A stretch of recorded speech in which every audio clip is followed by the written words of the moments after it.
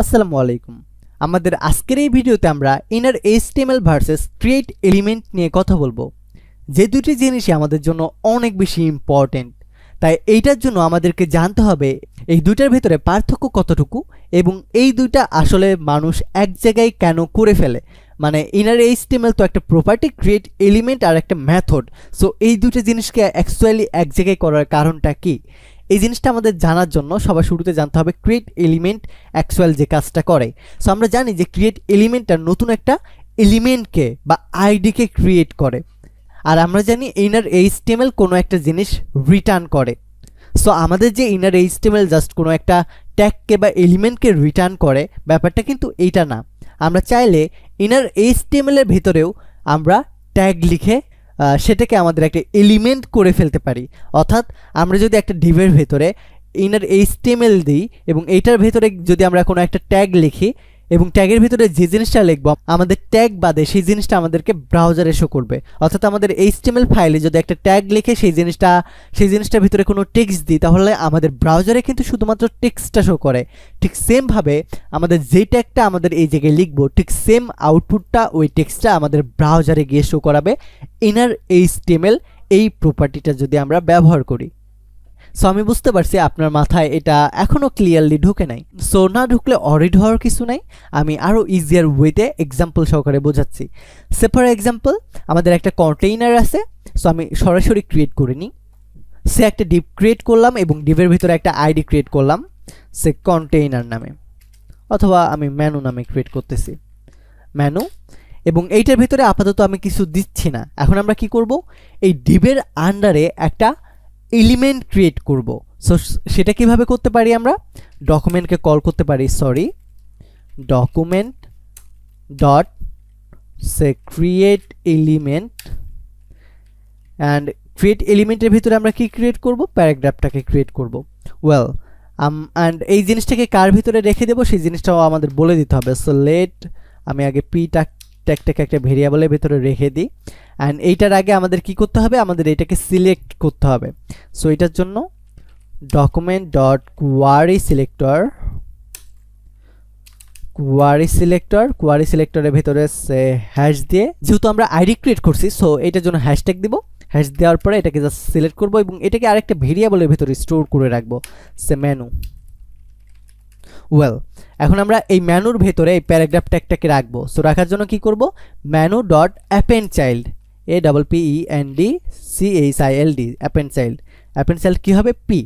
এটাকে আমরা রেখে দিছি, অ্যান্ড প্যারাগ্রাফের ভিতরে সে কিছু একটা লিখে দিলাম, পি। দেন এই জায়গায় আমি লিখতেছি টেক্সট কন্টেন্ট সে JS DOM টিউটোরিয়াল। ওয়েল এখন যদি আমি আমাদের ওয়েবসাইটে যাই, দেখতে পাবেন JS DOM টিউটোরিয়াল এই জিনিসটা শো করতেছে, অ্যান্ড এই জায়গায় দেখতে পাবেন আমাদের যে ডিপটা আছে এই ডিপের ভিতরে একটা প্যারাগ্রাফ ট্যাগ ক্রিয়েট হয়ে গেছে। সো এইভাবে কিন্তু আমরা createElement দিয়ে নতুন একটা ট্যাগ বা এলিমেন্ট ক্রিয়েট করতে পারি। ঠিক সেমভাবে আমরা createElement এই মেথডটা ব্যবহার না করেও আমরা কিন্তু জাভাস্ক্রিপ্ট থেকে এলিমেন্ট বা ট্যাগ ক্রিয়েট করতে পারবো এই innerHTML প্রপার্টি ব্যবহার করে। সো এইটার জন্য কি করতে হবে, আমাদের এত সব কিচ্ছু করতে হবে না, ট্রাস্ট মি, এত কিচ্ছু করতে হবে না। জাস্ট আপনি এই জিনিসগুলো কেটে দেন, না এই জিনিসগুলো আমি রেখে দিই কম্পেয়ার করার জন্য, এটাকে জাস্ট কমেন্ট করে দিব, এই জিনিসটাকে রাখবো যেহেতু আমাদের দুই জায়গাতে এই জিনিসটা কমন। ওয়েল সো জাস্ট আমরা মেনুকে কল করব, মেনু ডট innerHTML, অর্থাৎ মেনুর innerHTML এর ভিতরে আমরা কি রাখতে চাই, এদিকে জাস্ট সিঙ্গেল কোটেশন বা ডাবল কোটেশন দিয়ে বলে দিব সে আমরা পি ট্যাগটাকে রাখতে চাই। সো প্যারাগ্রাফ ট্যাগটা লিখব, সে টেক্সট হিসাবে আমি রাখতে চাই JS DOM টিউটোরিয়াল। ওয়েল এতটুকু রাখতে চাই। অ্যান্ড এখন যদি আমি আমাদের ওয়েবসাইটে যাই, wow JS DOM Bangla tutorial আসতেছে, অ্যান্ড এই জায়গায় দেখেন আমাদের প্যারাগ্রাফ ট্যাগটা ক্রিয়েট হয়ে গেছে। আমি রিফ্রেশ করতেছি, দেখেন আপনি JS DOM বাংলা টিউটোরিয়াল, দেখেন কতটা ইজিয়ার ওয়েতে আমরা innerHTML ব্যবহার করে একটা এলিমেন্ট ক্রিয়েট করে ফেলতে পারতেছি। এই জায়গায় দেখেন আমাদের প্যারাগ্রাফ ট্যাগ ক্রিয়েট করা লাগতেছে না createElement মেথড ব্যবহার করে। এই জায়গায় আমাদের টেক্সট কন্টেন্ট করে আমার টেক্সট অ্যাড করতে হচ্ছে না, আবার মেনুর ভেতরে আমাদের অ্যাপেন্ড চাইল্ড মেথডটা ব্যবহার করে অ্যাডও করতে হচ্ছে না। জাস্ট আমরা মেনু ডট innerHTML এই প্রপার্টিটা ব্যবহার করে খুব সুন্দরভাবে এই ট্যাগটা লিখে আমরা এই জিনিসটাকে তৈরি করে ফেলতে পারবো। আরও একটা মিস্টেক করছি আমি, যদিও তারপরেও এটা আমাদের ঠিক করে নিছে। আমরা প্যারাগ্রাফটা একটা শেষ করতে ভুলে গেছিলাম, এটা মেটার করে না যেহেতু আমরা শুরু করেছি। ওয়েল, সো আমরা জাস্ট প্যারাগ্রাফ ট্যাগ না, এই জায়গায় যে ট্যাগে লিখবো সেটাই কিন্তু কাজ করবে।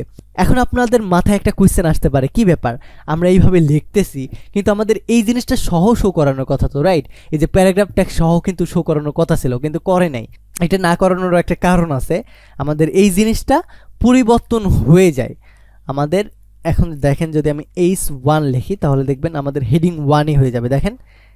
দেখছেন হেডিং 1-এর যে আউটপুটটা দেয় সেম জিনিসটা আমাদের এই জায়গায় আউটপুট দেবে। সো আমরা জাভাস্ক্রিপ্টে এইভাবে আমরা লিখতে পারি, এই জিনিসটা বুঝে নেয় জাভাস্ক্রিপ্ট। এই সেম জিনিসটাকে আমরা যখন রিঅ্যাক্টে কাজ করব তখন এটাকে বলা হয় JSX বা JavaScript XML। So I hope আমি আপনাকে বোঝাইতে পারছি innerHTML এবং createElement-এর ভেতরে পার্থক্যটা কোথায়। সো আমরা যদি এখন থেকে কোনো একটা এলিমেন্ট ক্রিয়েট করতে চাই তাহলে আমরা createElement ব্যবহার করেও করতে পারবো, আর যদি অনেক বেশি ইজিয়ার ওয়েতে করতে চাই তাহলে জাস্ট আমরা innerHTML-এর ভেতরে যে ট্যাগটা ক্রিয়েট করতে চাই সেটা একটা লিখে দেব এবং সেটার ভেতরে যে টেক্সট অ্যাড করতে চাই সেটা আমরা লিখে দেব। সো এই ভিডিওটা এই পর্যন্তই থাকবে। ভালো থাকবেন, সুস্থ থাকবেন, টেক এ রিস্ক।